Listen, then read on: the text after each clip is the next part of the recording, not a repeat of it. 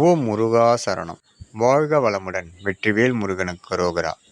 ஓம் ஸ்ரீமத் குரு ராகவேந்திராய நமோ நமக. நாம் வாழும் வாழ்க்கையில் வெற்றிக்கும் தோல்விக்கும் ஒரு சிறு வித்தியாசம் மட்டும்தான் நம்மிடம் உள்ளது.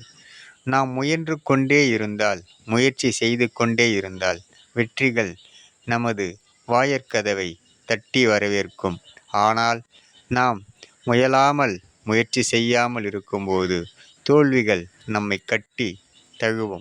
அப்பன் முருகனருளால் நாம் முயற்சி செய்து கொண்டே இருப்போம். வெற்றிகள் நம் வசப்படும். ஓம் முருகா சரணம்.